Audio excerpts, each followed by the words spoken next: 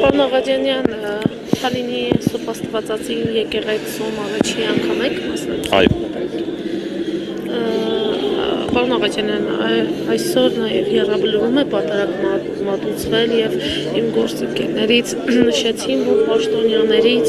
գրեթե ոչ ոք ներկա չի եղել։ Ինչու այնտեղ չեք գնացել եւ այստեղ եք եկել պատարագի։ Ստոնա տարբերակում պետք չէ դնել, որովհետեւ կարծում եմ շատերս ստեղից հետո կգնանք նաև եռաբլուր։ Պարոն Աղաջանյան, եկեղեցու դեմ այս արշավը նաև այն, որ այսպես պաշտոնապես կարգառույց եղած նաև նախկինում Տեր տարուն կներեք, այժմ Վարդան Հունանյանն է նաև մատուցում պատարագը։ Սա եկեղեցին համարել էր սրբապղծություն, Ստեփան Ասատրյանի դեպքում նաև, քանի որ նաև էր Հովանավանքում պատարագ մատուցում։ Պես ամենին ոնց է դիտել։ Նախ ճշգրտում անեմ, որևէ արշավի եկեղեցու դեմ չկա եւ այն մարդիկ, ովքեր անվանել են այս գործընթացը սրբապղծություն, իրենք առաջին անձինք են, ովքեր ըստ էության սրբապղծությամբ են զբաղեցնելով ամենավերին պաշտոնները եկեղեցական համակարգի եւ բոլորիդ հայտնի է, որ այս գործընթացի նպատակն է եկեղեցին մաքրել նմանատիպ մարդկանցից եւ սուբյեկտներից եւ վերադարձնել իր հոգեվոր նշանակությանը։ Ինչպես եք պատկերացնում եկեղեցի մաքրելու գործընթացը, որովհետեւ կաթողիկոսը չի հեռանում, հա։ Տեսեք, ես այս թեմայի վերաբերյալ ծավալուն ելույթներ եմ ունեցել ազգային ժողովի ամբիոնից, կարող եք բացել, նայել որևէ բան նոր ավելացնելու չունեմ, ինչ վերաբերում է հեռացնելու գործընթացին, իմ գործընկերները եւ ընդհանրապես մեր ներկայացուցիչները բազմիցս առիթ ունեցել են խոսել դրա մասին, ես կարծում եմ ինչ-որ բանի ինքը ինքնակամ կհեռանա, տեսնելով, որ այլ տարբերակ չկա եւ միանշանակ է, որ այլ տարբերակ ուղղակի չկա։ Իսկ եթե չհեռանա։ Կհեռանա, ստաբար կհեռանա։ Պարոն Աղաջանյան, անդիմախոսներն ասում են, որ կաթողիկոսի այսպիսի ընդհանրաբար երեխակին ունենալը այս ով է ասում։ Անդիմախոսները այս իշխանության շուրթերի չպետք է հնչել, քանի որ նրանց ժամանակ Արցախ է հանձնվել 5000 երեխայի արյուն է թափվել, 10,000-ը հաշվանդամություն ունեն, 120,000-ը տեղահանվել են, այսինքն բարոյական իրավունք չունի այս իշխանությունը խոսելու դրանց մասին։ Ես հուսամ դուք ընդդիմության բառերն եք հիմա փոխանցում, դա ձեր կարծիքը չէ, որովհետև հայտնի է, որ ընդդիմությունը երևի հաճույք է ստանում այդ թիվը ուռճացնելուց, ասելով 5,000, երևի մի օր կասի 7, 8, 10, 20, չգիտեմ, կախված նրանց պատկերացումների եւ ֆանտազիաների եւ ցանկությունների աստիճանից։ Երկրորդը ընդհանրապես այդ խոսույթը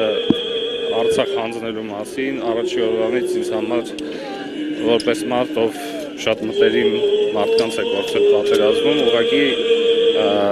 տհաճ է եւ կարծում եմ վիրավորական է առաջին հերթին պատերազմի դաշտում ընկած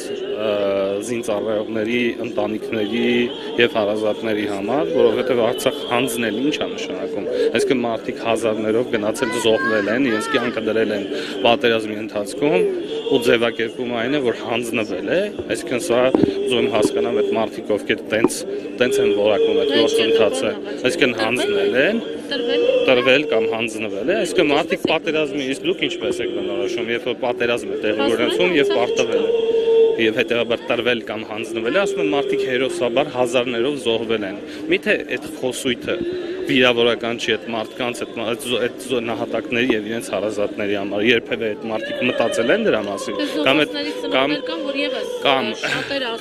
կամ ես, հա, ուրեմն ես էլ շատ ծնողների եմ ճանաչում, ովքեր վիրավորվում են այդ արտահայտության համար, որովհետեւ իրենց ամենաթանկն են կորցրել այդ պատերազմի ընթացքում։ Դա ուղղակի վիրավորական է, շատ վիրավորական է այդ մարդկանց նկատմամբ եւ ես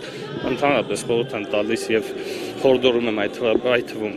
լրատվամիջոցների ներկայացուցիչներին այդ եզրույթը ընդհանրապես չմոռանալ եւ չօգտագործել, որովհետեւ կրկնում եմ դա սարսափելի վիրավորական է այդ մարդկանց նկատմամբ։ Կներեք վերջին հարցը,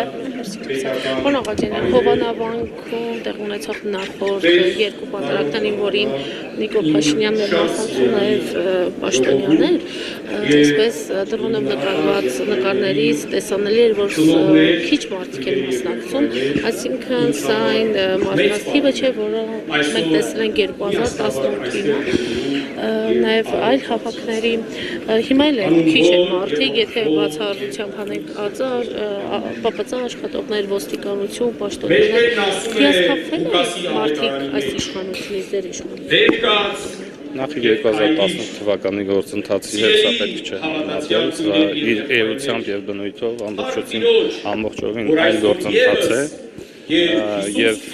մարդականակ ապահովելու խնդիր բացարձակապես չկա, վարչապետի ելույթները եւ խոսքը այս հասի վերաբերյալ բոլորը լսել եք, եւ մեզ այս յուրաքանչյուրս մեր կամոք որոշում ենք կայացնում, այդ օրը գալ մասնակցել պատարագին, թե ոչ, սա քաղաքական գործընթաց չի, սա պատարագ է, որ եկել եք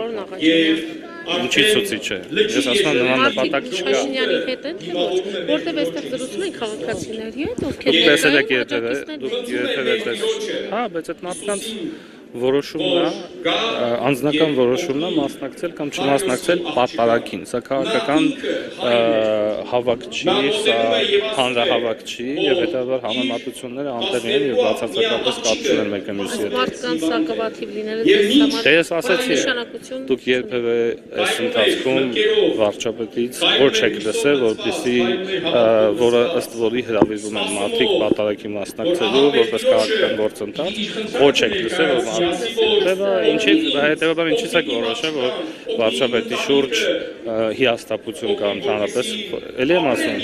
դուք քաղաքականացնում եք այս գործընթացը, ինչի երևի պետք չի, որովհետև պատարագի մասին է խոսքը։ Խոնաղաջանյան, ներկայացնելա այսօր այստեղ եք այս պատարագին եք մասնակցում, ի վերջո այս պատարագը ինչ խորհուրդ ունի իր մեջ։ Աղջիկը մահացավ։ Այլևս մի անհանգստացրա վարդապետի եւ նայեցեք հայրը, ընտանիքի գլուխը, որ հույսով է